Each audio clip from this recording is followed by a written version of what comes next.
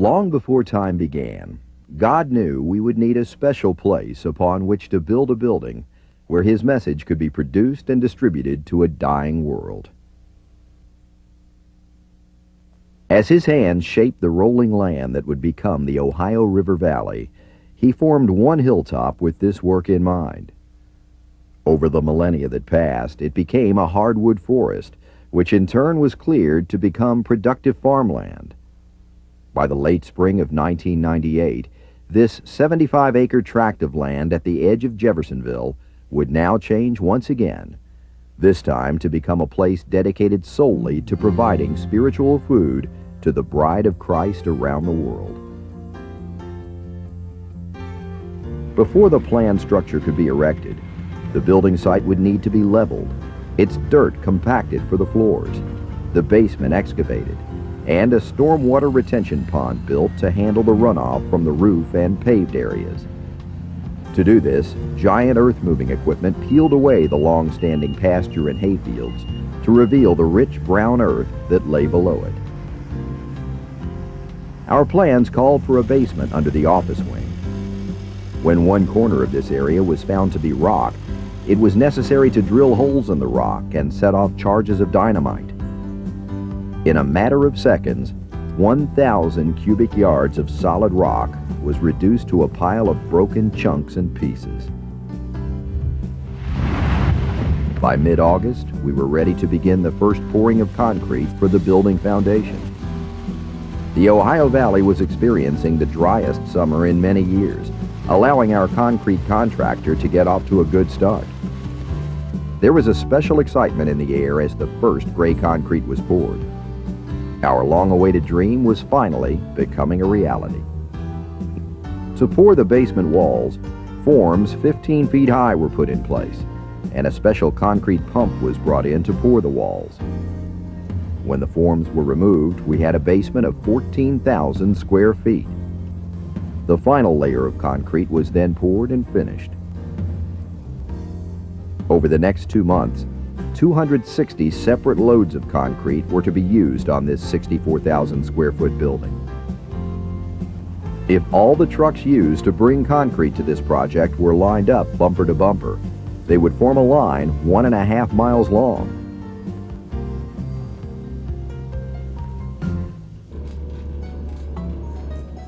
Although unaccustomed to work that included such tasks as tying rebars and laying metal decking over the basement, Voice of God Recordings employees were used whenever possible in the building project.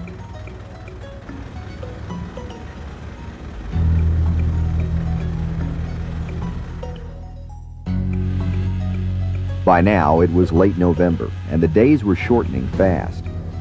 In order to have the finishing of the concrete completed, we had to begin the concrete pours at 4 a.m.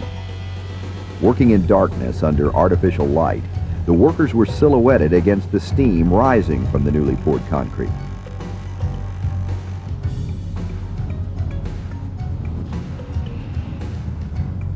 The delivery of the first load of some 25 semi-truckloads of steel was a much anticipated time of excitement.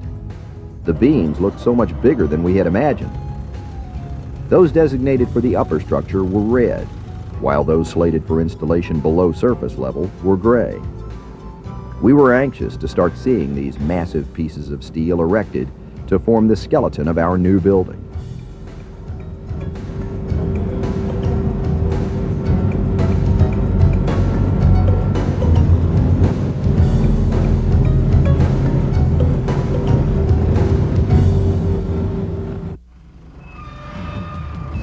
Until now, with everything at or below ground level, those driving past on the surrounding roads could not tell what was being built on this hill. With the erection of the giant red beams, however, all that changed.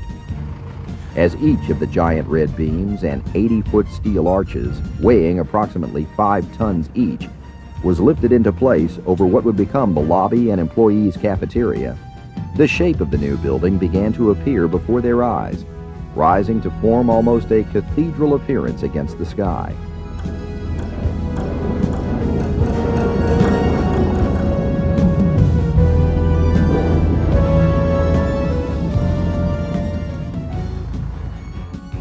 Although we experienced a mild winter for this area, it was still cold, windy, and sometimes icy at the construction site during the month of January 1999. But the work continued, and steel was erected over the press room and warehouse area. By the 1st of February, the steel on the office wing had also been erected.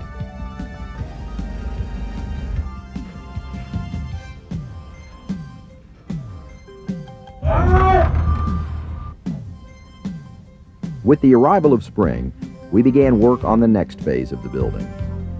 By now, steel siding was being installed to enclose the rear of the building. Our employees were busy putting up metal strapping to hold insulation prior to installation of the roof, and steel studs were put in place throughout the building. Even before one project is finished, another one is beginning.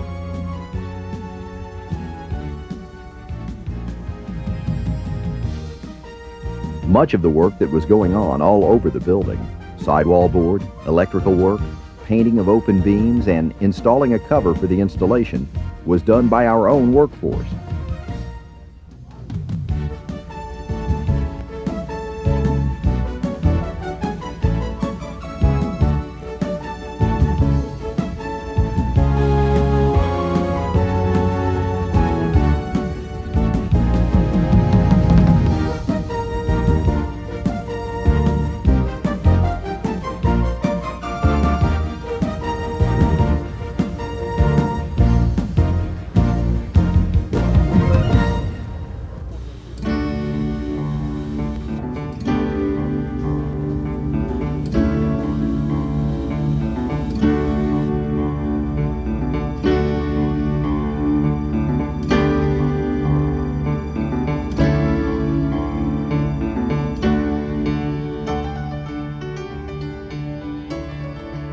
Native stone from a quarry in Brother Branham's birth state of Kentucky was an appropriate choice to highlight the front of the building.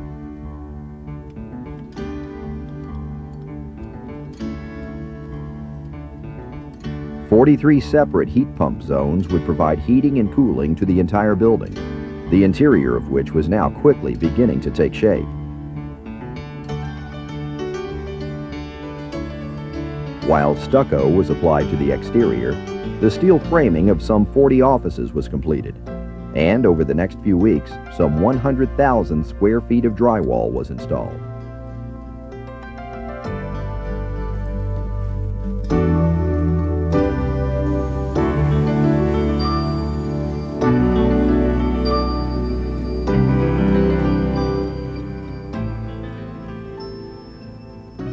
Back on the outside, the finishing of the stucco exterior was nearing completion.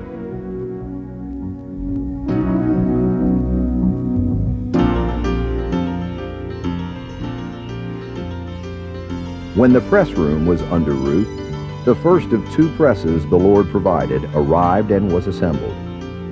This 6-color Heidelberg press will enable us to print all of our own color work, including book covers and such projects as Catch the Vision.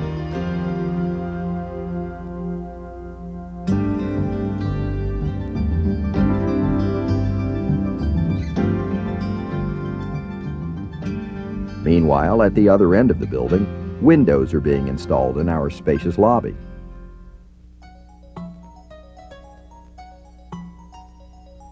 White walls and ceiling reflect natural light from windows across the 9,750 square foot press room.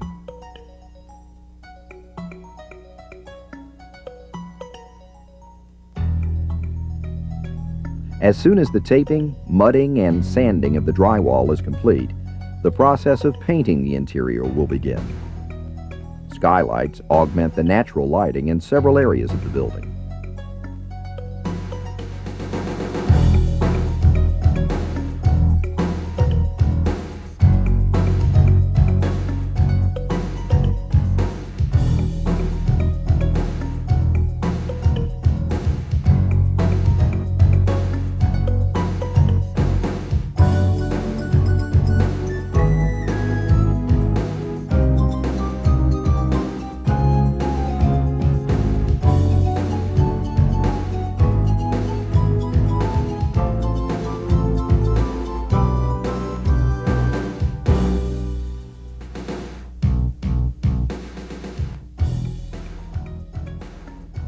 The arrival of our M200 Harris web press is really a cause to rejoice.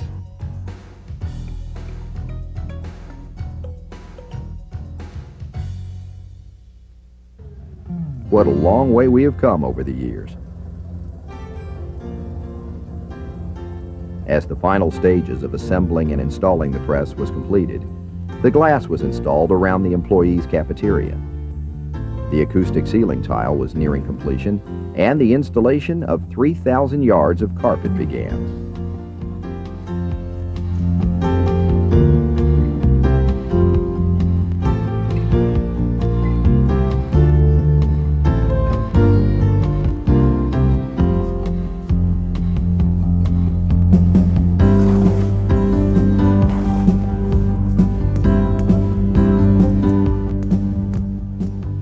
Over the next few weeks, baseboard and trim would be installed.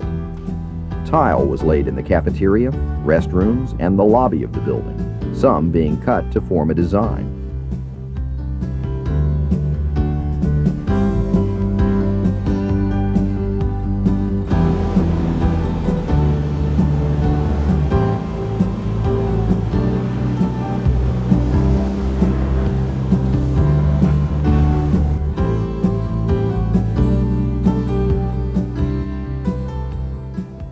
The halls, offices, and duplication workstations were carpeted.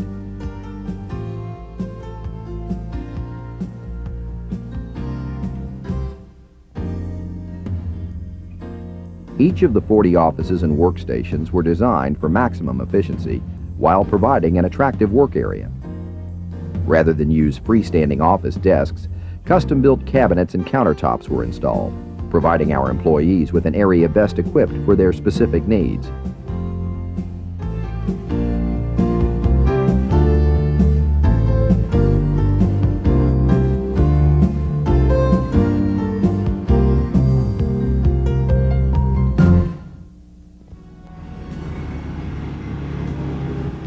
By fall, it was time to pave the driveways that led to our building and the parking areas for visitors and employees. It took some 11,000 square yards of asphalt paving to accomplish this.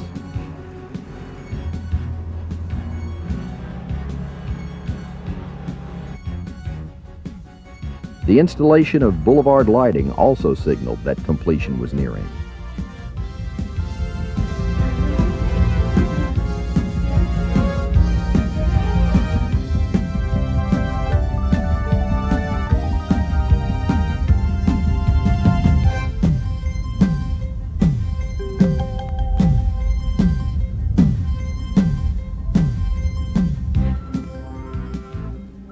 As the 20th century drew to a close, we finally began the long task of moving our equipment and inventory. All the remaining inventory and supplies in our old building were moved to their new locations. The new warehouse area quickly began to fill. The old tables and shelves received a fresh coat of paint before being put to use. The equipment used for tape duplication was serviced and installed in the new workstations.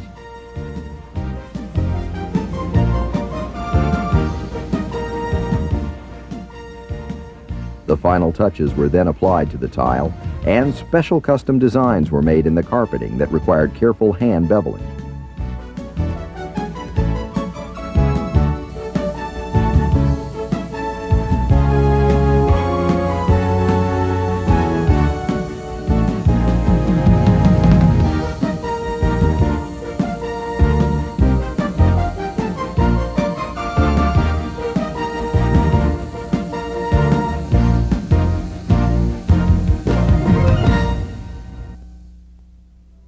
Since the 1st of January 2000, Voice of God Recordings has been operating from the new building that now graces a grassy hill just at the edge of Jeffersonville.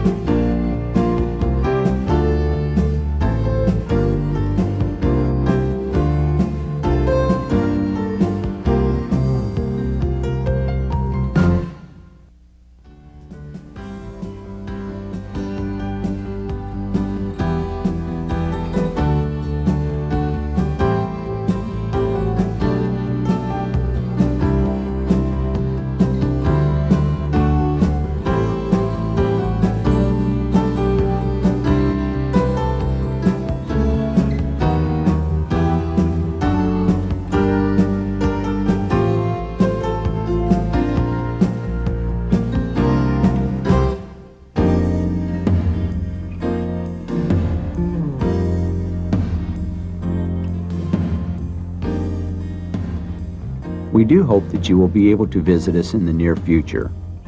You will always be welcome, for this building is a tribute not only to his prophet, but also to each member of the Bride of Christ.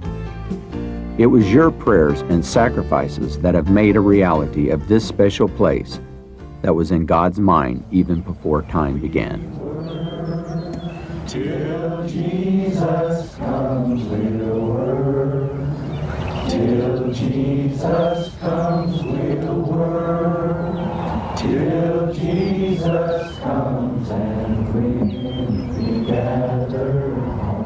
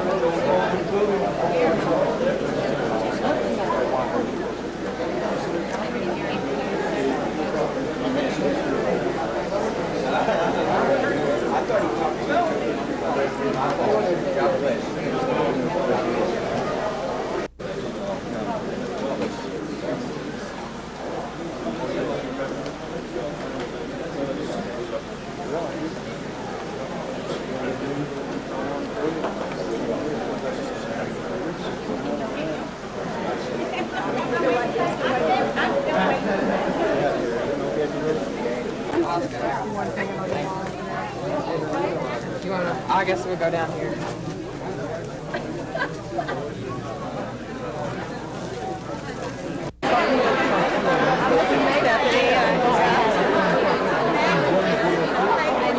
I told Stephanie, you do it here.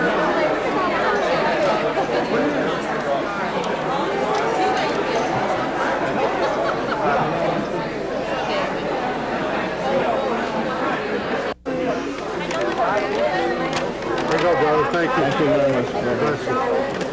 Can I help you, sister?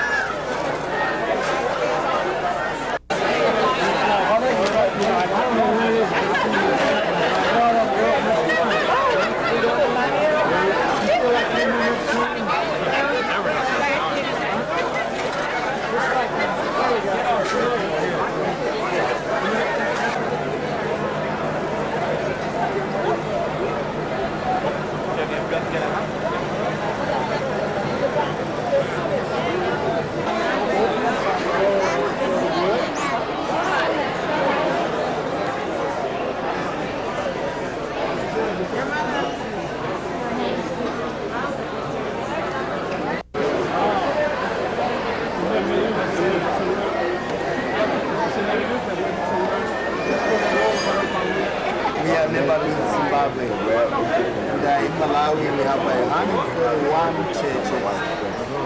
And we have 3 main libraries.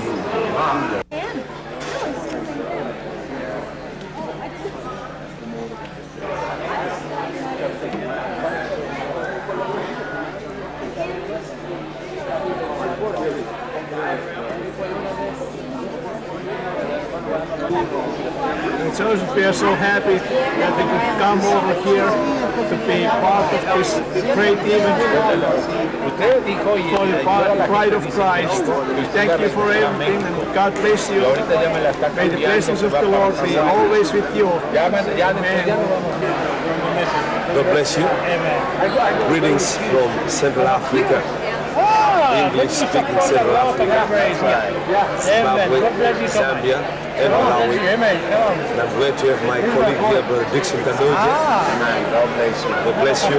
It's a wonderful experience for us to be here, seeing what the Lord has done. We see this as the hand of God. And to see all this that has been done, and the work that is being done here, we appreciate all those people that support Voice of God. And people that come to Africa do missionary work, that's good. But when you send the message books and the text, that's the true missionary in Africa.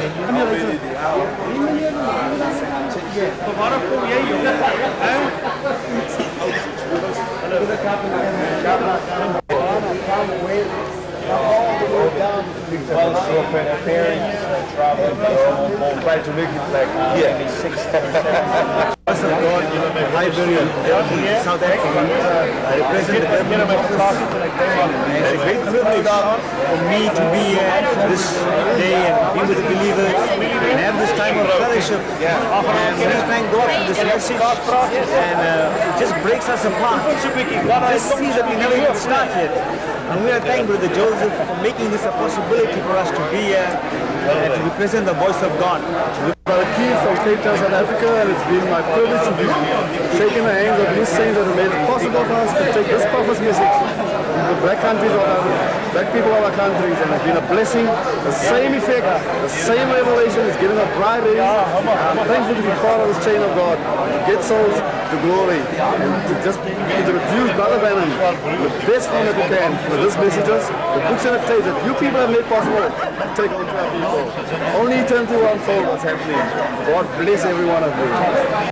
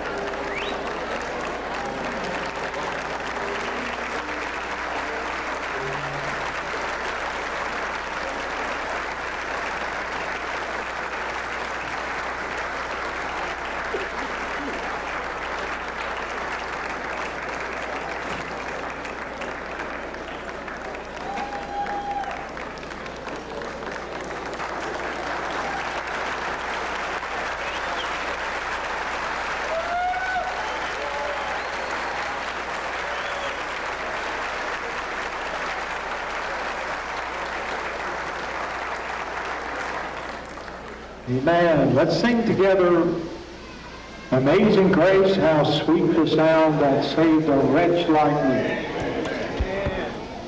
Amazing grace, how sweet the sound that saved a wretch like me.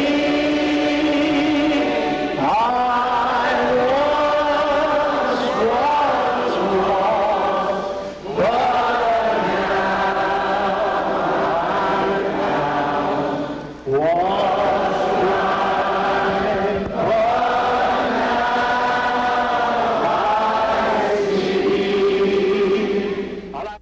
Well, we welcome you all in the lovely name of the Lord Jesus. We're so thankful to have each and every one of you to be here today. I'd like to ask you, what do you think of your new home?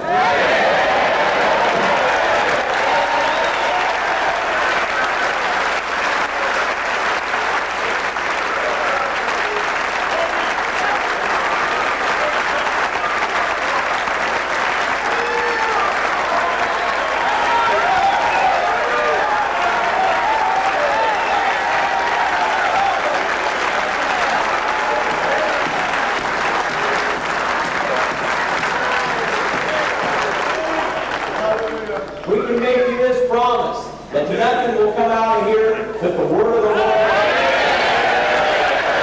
spoken by His prophet. It said in the days of a voice, not voices, voice. And that's what brings us all here today, because that we heard that voice. And God hasn't called out people. We never anticipated or thought that we would be here this long. But God knew in His great plan that we would be here. I was thinking this morning, I thought, Lord, we've said many times that we know the prophet said that the tape recorder was invented for this message. Oh, well, it wasn't invented for the message back then. It was for now. We had the prophet alive back then, but now we've got the voice of God alive today. So we don't have to take nobody's word for it. We can hear for ourselves what the prophet of God said. For we believe it is this message that perfects the bride. We're getting ready for this day to come with such great anticipation. Brother Billy Paul and I were talking. He says, Bud, how many people do you think is going to be there? You think we'll have about 2,500 this time? 3,000? I said, Billy, you better take that times 3. I said, they are definitely going to be coming from the east and west and north. You're not going to miss this day for nothing. And as we welcomed you yesterday and shook your hand, it was such a great joy for us to be able to welcome you here in this place that the Lord has built. So this morning, it's a great honor for me to introduce Brother Billy Paul, to come up here and to greet you, and to say what he has upon your heart. And we so look forward to seeing you.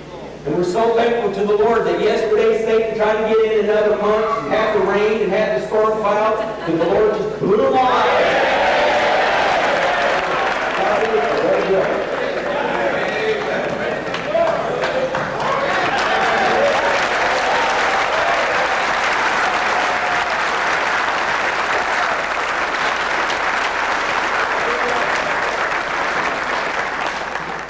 It's an honor to be with you this morning. I guess this morning I've been up all night. But to see all of your smiling faces and to know that because He lives, we live also. And God sent a prophet with thus says the Lord.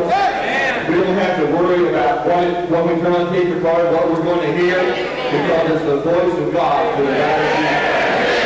I know many times that we get to the place that it looks like it becomes common, but it never becomes common to us. If we hear it today, if we hear it tomorrow, and if we're here when our great-grandchildren are here, it'll still say the same thing. I'm not going to take for just a little moment here, but I just think it's such a privilege to stand here. We never visualized, I didn't that it would be like this, but God knew before the foundation of the world before the foundation of the world. And we are here today, and this day, and I know that they're looking across the bannisters this morning. There's a hallelujah and glory land today. What an honor it is. Just 2 houses up this road. That's where my dad lived a lot of his life. And I know that many times we walk across these fields. But God knew that one day that voice would come from here. My little brother sat down the other day, and I was down in Tennessee. He's here today, and I don't want to embarrass him. It's not embarrassing. I think it's a beautiful statement. But he said, his daddy told him, said, son, he said, when you get old enough to leave home, he said, you be sure you get with believers. And he said, son, if you can't find no believers, you raise your son. So we're after today to see all the believers. And I'm just going to be just a second here, but I forgot so many people, we can't call their names. We can't do that. Brother Joseph's going to take care of most of that. But I just want to recognize some real special friends. You're not getting old. I don't know what all this means, but I know it's perfect. I see one of our old trustees here. I can say old because I'm one of you. But of the old original board, there's several members that's here today. First of all, Brother Collins.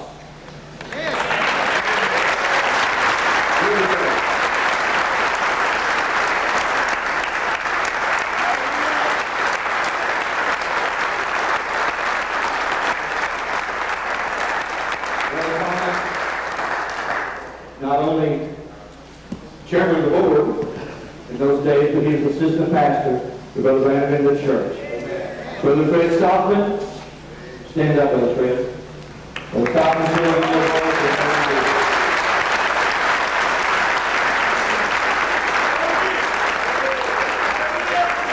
Brother Holly Hickerson. Brother Hickerson, are you here? Wave your hand. I know you're a little man, but you got to tell more.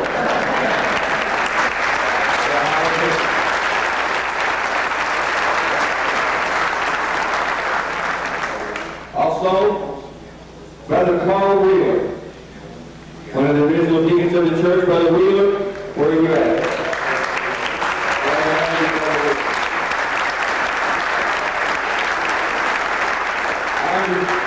I understand that Brother Roy Roberson is supposed to be here. I know he's probably not in the crowd, but it will be real quiet. I'd like to know if he's here. Is Brother Roberson here? He's in the crowd. God bless you, Brother Roberson.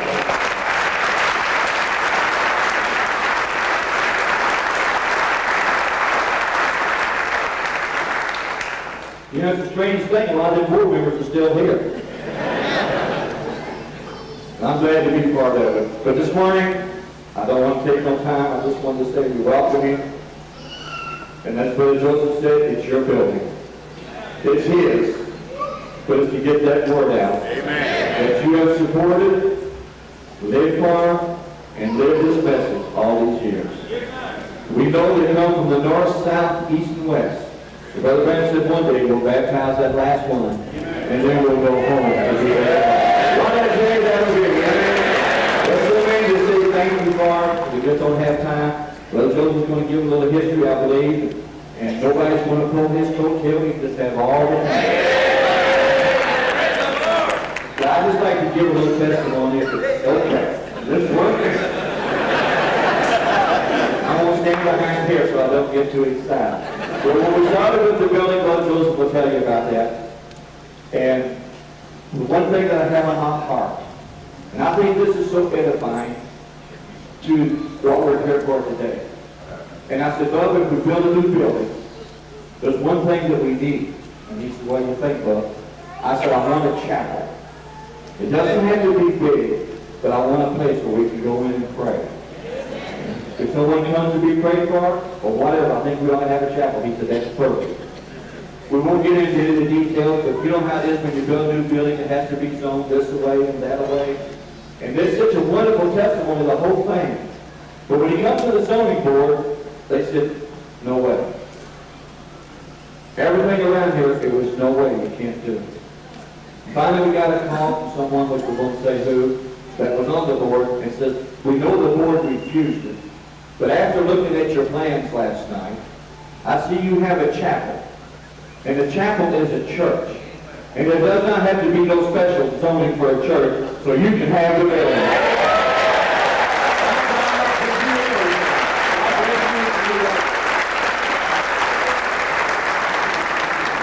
Now it's my privilege to introduce to you. You don't know him. We're loving everybody here. There's not enough words to describe what everybody's done. Our families, now look, my children, grandchildren, grandchildren. If you get older, it will be great grandchildren. But anyway, just to have them here and to see them working the way. But I believe Brother Branham saw this day. Do you believe that? It's my privilege. I'm not feeling my brother. But God give you the vision. Yes, sir. God give you the vision. God called us to the world. And you couldn't have done nothing but because God told us to do nothing to do the very thing.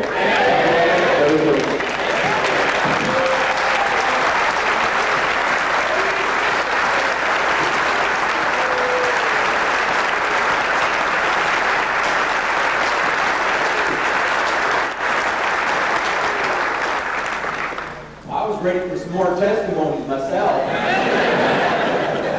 When you come around the pulpit here, I thought, here we go. I think we can hear a couple more. Well, he's my brother, and I've heard a lot of them a bazillion of times, but every time I hear them, they touch my heart. And I believe that God let him stay and to be here so that he would be a witness to things that he saw and that he heard. That this message is true. Amen. It is a great privilege to be here before you this morning. As I said, I don't have the words adequately to speak to you, to what I feel upon my heart, because Brother Billy Paul said, truly, this is your building. It was built for the bride of Christ. You know, it couldn't even been in our thoughts years ago that we would be here on this day. It was beyond our thinking. As many times as I've testified as a young boy, I really thought I was going to get ripped off and I'd never even get to be married or drive a car because I thought the Lord was coming. Everything I heard that the Lord's coming in 3 days, 5 days, 5 years, 3 years, 77, but God had a plan. And no matter if it goes on to the year 3035 or beyond, it will still be this message, this prophet. There's not going to be another one that comes. I've heard many say, well, the torch has been passed. It ain't been passed, brother. God sent a prophet. Thus says the Lord. And it comes to the prophet. He is the divine interpreter of God's word. And that's the reason that this building is here today. And it is truly the hand of God that gives us this building. And there's really not enough time today to go into the many things that the testimonies that we have of how God made the opportunity that we could have this building and to be here. But you know, as we're down in the quadrangle for many, many years, the spoken word was down there. The spoken word and voice of God merged together. At that time, Brother Billy Paul and I, we prayed, but maybe we should get a new building. Maybe we should, it's time for us to move out of here. We started looking and couldn't find nothing. There was no buildings that were available. So we just thought, well, we'll just remodel it. We'll just keep right on going. So we kept going as the years. We just kept getting bigger, bigger, bigger. The word kept going out more and more and more. And pretty soon we got every nook and cranny. And all of you that's been there know that we've utilized every space there was in that building. We turned bathrooms into offices and closets into editing stations and anything that we could. And then it come time that we got word that the building was going to be sold. So we went before the Lord in prayer and said, Lord, maybe we're supposed to buy the quadrangle. Maybe we should buy it. We should repair the building and fix it up. So we started praying and thought, well, we'll pray for that and then we'll just start looking for land. So we put it before the Lord, and they were going to have the auction, and Brother Billy Paul and I went down, and before the Lord we put what we thought would be a fair market value for the piece of property. And we thought, well, we'll put this before you, Lord, and if the property goes for that, then we'll know that it's our piece of property. We should stay here. We should rebuild. The first bid that went forward went way over what we even thought we were supposed to pay for the building. We just kind of looked at one another. It's not ours. He's got something else in mind, something greater for us. So I got the brothers together and I told them, I says, okay, I want to get the plot plans, and I want to see every piece of land from Jeffersonville to Charlestown to Sellersburg. And I want to look over that land and see every piece of land that's big enough that will hold a new Voice of God building. We need about 10 or 15 acres of land minimum to hold the building in the parking lot. So we got the plot plan out, we got in our cars, and we took off, and we started driving down the road. We started looking at all the different pieces of property. We marked down, well, that's big enough, we'll mark that down. Went down to the next place. We went all around the whole area here, just looking at the land. First, we just wanted to find, Lord, lead us where we were supposed to be at. So we come back, and we're driving down, come around the road here, and we looked up on top of this hill here, and we seen this big open field that was here. So, man, let's pull in there. We pulled up the field, and we started driving down the road, and you couldn't even see the house back there. Whoa, when we turned around, it's just the presence came inside of the van. Man, this place is awesome, though. It was beautiful, you know. Then we turned around, we come about halfway down the road, we looked, and I said, oh, if there's any place, man, this would be the place. Brother Billy Paul looked at me and he said, man, if this was the place, the Lord would just have to give us this place. Because if it was mine, I wouldn't move out of here.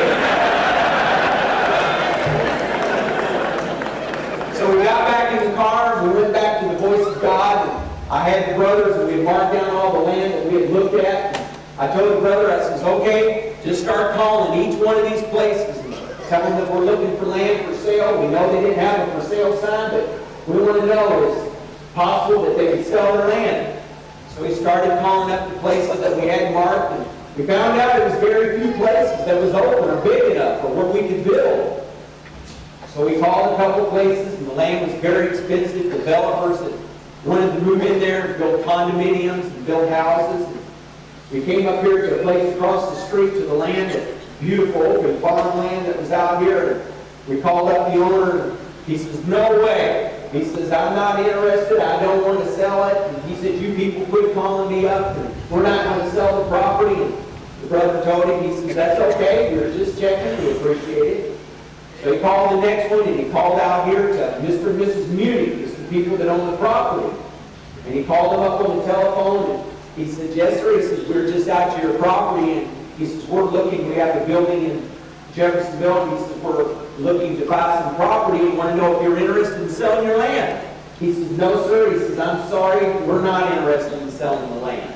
And he says, we've had a lot of people that's asked and wanted to build out here and develop the land. And they just had a father and son, I believe, that just showed up, and they had wanted to buy the land and to develop it and make it into a residential area. And he told him, he says, well, thank you very much, sir, for your time. I appreciate it. He says, it's getting ready to hang up, and he says, let me ask you. He says, well, what was you going to do with the land? He says, what was it for?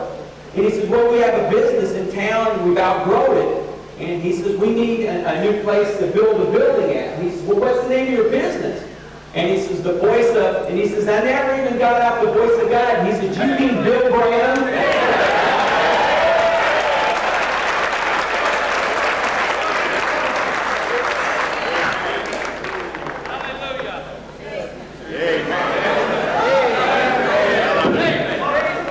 The fact that God had his prophet get in contact with that man many years ago. He said, you come out here. He says, I want to see you.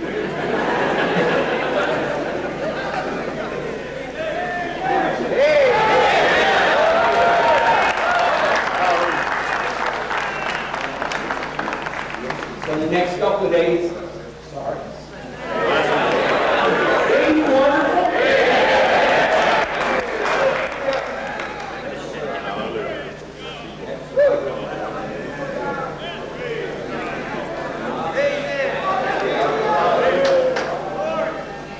got in the car. We come out here a few days later. It was raining. We pulled up to the house. This little man come walking out of the house with an umbrella. He didn't want us to get wet coming into his house. He says, come on in here, come on in here. So you're Bill Branham's son, huh? Come on in here. He sat down and he started talking to us. He said, oh man, he says, I remember Brother Bill. He says, I'm Billy Branham. He says, back when I was a young man, and he'd down there fishing down at the river, and he'd come pick us up. And he says, and he'd tell us fishing stories. And he says, we knew him, we'd see him around town, and when he'd go out west and come back and everything. And he says, oh yeah, he says, we knew him well. He says, so you're his son? I said, yes, sir. He says, well, we've known him for years, and he was just going on and on. He says, you know, down at the river, down there at the falls of the river, he says, they've got that museum down there. He says, I'm involved in that. And he says, we got that museum put up and everything. And he says, I spend a lot of time down at the river. And he said, you know, he says, I'll be down there. And he says, your people, he says, are the best people in the world.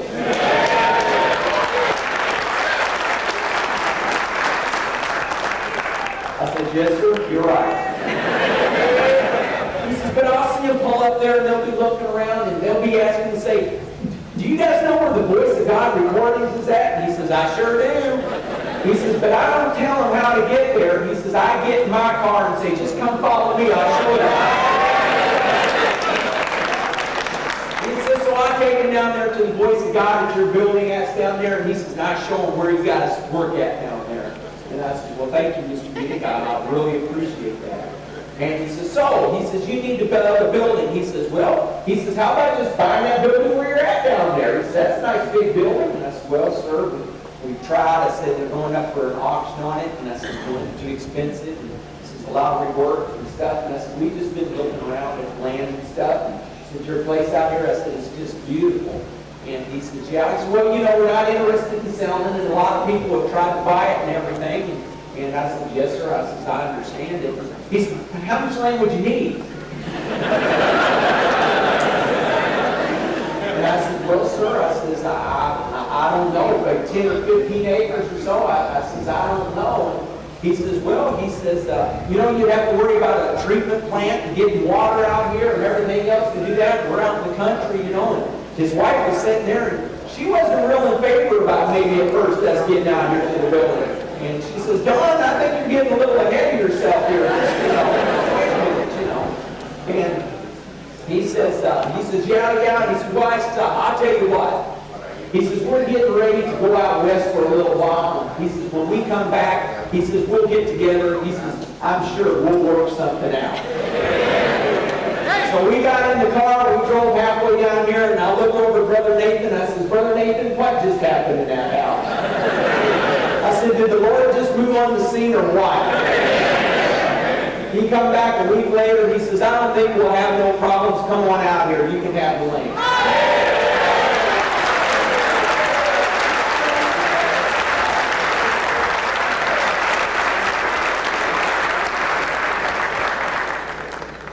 So we come out here and we spoke to him and we walked around the property and we were talking about maybe where we could put the building and stuff. And he says, I think that it would be the greatest thing that could ever happen to this community for you people to move out here. He says, even if I was you, he says, I would ask the city, he says, I would take Brother Branham, and he says, I would move him out here to be on the property with me. I said, well, thank you, sir. It really was taking me by shock. So we got in the car and we took off and we come back and was telling Brother Billy Paul, and we were getting so excited about it. And I thought, Lord, I don't know how to thank you, Father. One door is shut, you just open up another door. You open up another one, then you open up another one. It's got to be you. So we got back to the Voice of God and I got with Brother Nathan and told him, I said, we need to do a letter. I just want to write a letter to him and just personally thank him once again for all his kindness and everything that he did. And I asked him, I said, well, what's his address out there? And he says, I don't know. He said, I'll just look it up in the phone book. So he opened the phone book up, and as it is probably where you live, in each one of the different cities, you have different prefixes on your telephone. Well, Jeffersonville is 282 or 288 or 283. Well, the next city that's up there is Charlestown, is 256. And Sellersburg is 246. So when he looked in the phone book, he opened it up, and it had his name in there, and it said 256, and had his telephone number. So he wrote out the letter to Don and Sue Munich, and said it 5911 Charlestown Pike, Charlestown, Indiana. We mailed it to him. After we mailed it to him, a couple of days passed, and told Billy, I said, my goodness, I forgot all about it and all this excitement of what's going on and everything. We wanted to stay in Jeffersonville. Now, it can't be right. I mean, we're out there in Charlestown, Indiana. What Brother Branham said, his office and headquarters is in Jeffersonville. I said, I never even thought about that, Billy. I said, we were so excited about everything. So the next day, we got a return letter that came back from us. And it was from Mr. and Mrs. Munich. So we took the letter, and they got back in town, and I drove out here, and I come up to them and knocked on the door, and I said, Miss Munich, while you're gone, I wanted to send you a special thank you letter to tell you how much we appreciate you and what you did. I says that it got returned back to us. He says, oh, Joseph, he says, that happens all the time. He says, people look at that telephone number and think that that's a Charlestown address. He said, this is the last street that's Jefferson.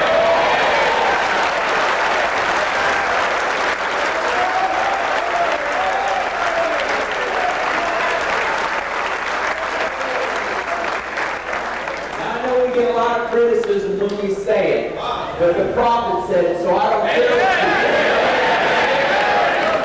And it's not Joseph Branham or Billy Branham, but it's God's prophet and this message. He said it's meant for. And the message is going out, and there's works everywhere. But the prophet of God said, "I'm prophesying, and if you're spiritual, you'll catch it." He said, "This will be my headquarters." So we're still in Jefferson.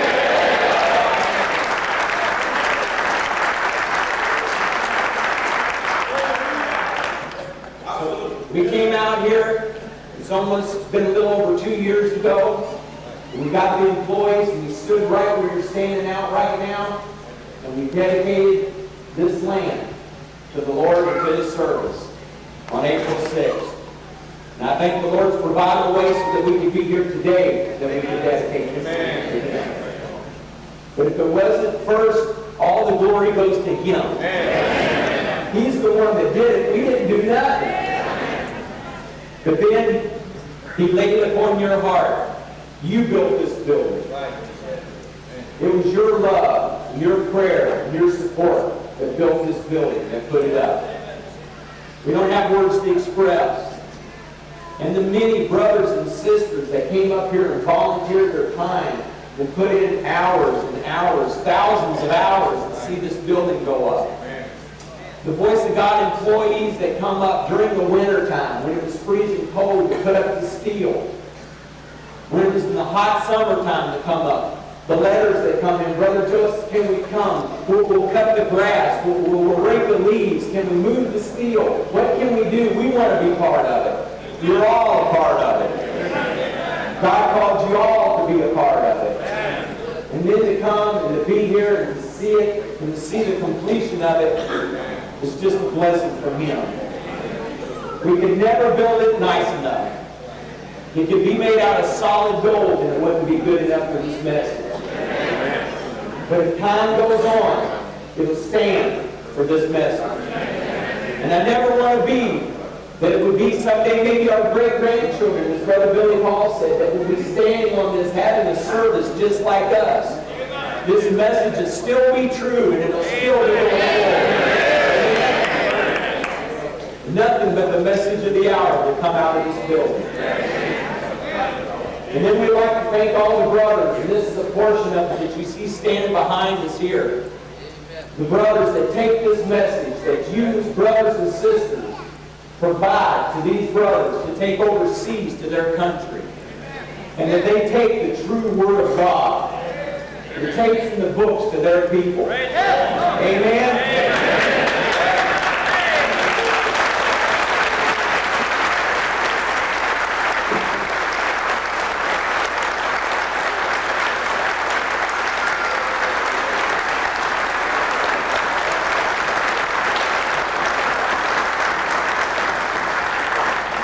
we had time for each one of them to come up here and give you a little testimony. And I wish that you could be with us when we meet with them. And at the table we're eating and go from chair to chair and hear what the Lord's doing in their work and testimonies and how the message gets to the people and everything. But I have just a quick testimony before we go into the dedication. I shared with some of the brothers the other night that I told them to encourage them. You know, sometimes you feel like you're just spinning your wheels. You know what that's like. You feel like your prayers are not going nowhere and you're not doing nothing. These brothers, they go out into the bushes and into the jungles and everywhere to take this message. So whereas I've been privileged to be with them in a few of the places, in some of the places that you wouldn't have your animals living there. The filthy, dirty places and the danger that they go under to get this message to the bride of Christ. They sacrifice their lives so that it doesn't go in vain. It's been Amen.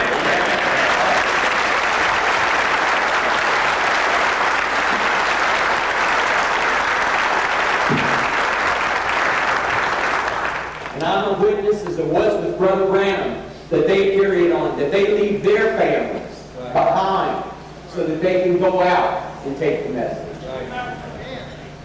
Now, yes, it's been 5 or 6 years ago that my daughter, Princess, we had her put in a Christian school.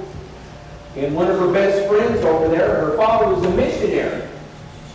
And he was a missionary to Ecuador. And Princess was telling me about him and said, you know how in the denominations they come out every few years, they go around to the different churches, they collect enough money up so that they can go back over to their countries and stay for a while. And so come graduation night, and Brother Billy Paul and our families was there at the graduation. After the graduation service, Princess walks up with her little girlfriend and with her father, and she introduced him to Brother Billy and I. He introduced himself, and he says, nice to meet you, gentlemen. He says, I'm Brother so-and-so, and he says, I do missionary work in Ecuador. He says, thank you, nice to meet you. And I says, I understand that you do missionary work also. And he says, yes, sir. He says, I'm getting ready to go back to Ecuador tomorrow. And I says, well, God bless you, my brother. I said, the Lord be with you and guide and direct you and keep you in your work. He says, thank you, sir. And he says, I would like to invite you to come to Ecuador sometime. And he says, you know, I have a little mosque house, and he says, the church has provided me with a little Jeep. And he says, you know, I go out, and he says, I take the Bibles and stuff, and he says, I go way up in the mountains of Ecuador, way back in the jungles. He says, I go where no man goes. And he says, I get back up in there, and he says, and I take my Jeep and get back up in there, and he says, I pull into those little villages, and he says, the people come running out of the villages, coming up to us to greet us when we come there. And he says, I get outside of the Jeep, and he says, and I greet them all, and he says, then I get them all quiet. And he says, I'm here to tell you about Jesus Christ. And he says, the people look at me, and he says, we don't know Jesus Christ. He says, well, how do you know Jesus Christ? They say, have you ever heard of Marrion Branham?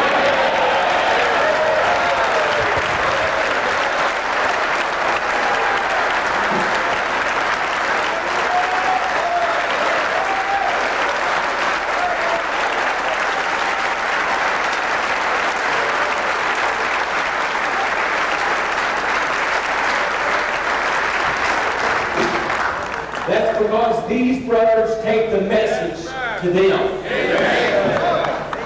God foreordained and knew and brought us together. It's not me. It's not Billy. It's the bride of Jesus Christ coming together. Amen? And I'm just happy to be a part of it with you. You know, we know that you hear a lot of things, and there's always going to be the criticism, but we're going to keep going forward. Lift our heads up above the criticism and keep going, because we have a message to get to the people. Amen? So we love you all, and we thank you for coming. The great sacrifice that you made to be here on this day. We love you from the bottom of our hearts. We don't have the words to express, but I would like to have a special recognition to the Voice of God employees. Amen.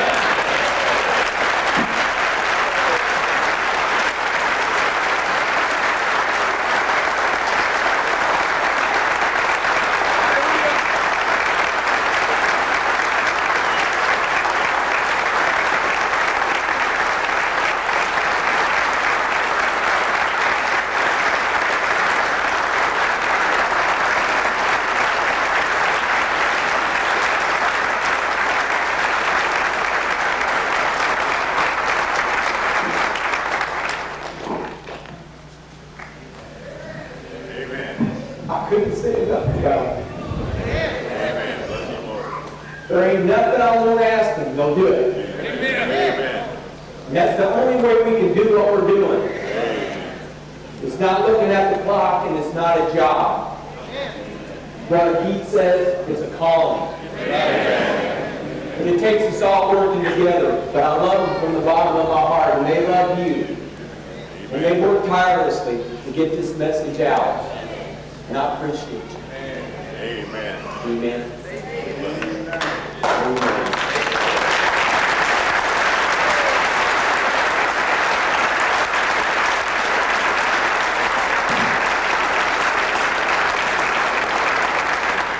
We got together, Brother Billy, Paul, and I. We were talking about the dedication to get everybody here. We were wondering where we were going to hold you all. Billy thought, well, maybe we could just hold them on in this room over here to the side. But I don't think the building's going to hold these people. Well, like I said, that the Lord give us a beautiful day that we can come out here. That we can join hands with one another. We thought, well, let's all get them out here. We'll join hands with one another. Let's put our hands on the building. And let's take this building today. And let us all join together in prayer. And dedicate this building to the Lord Jesus and to the message of the hour. And the message will go forth from this building until He comes for His bride. And if He comes before we even get through praying, praise the Lord. Amen. So if we'll all gather our hands and join hands with one another, we'll have all the brothers that will step up here. We've asked all the brothers if they'll be praying in their own language. And let's just go before Him. And with all of our hearts, let's cry out to Him and thank Him for all His love, His mercy, and His grace to us today. Amen? Amen. Brothers, come forward. Let's pray. Gracious Heavenly Father, Lord, as we come before you today, Lord, we don't have the words to express, Lord, for all that you've done. Lord, that is here today, before all days,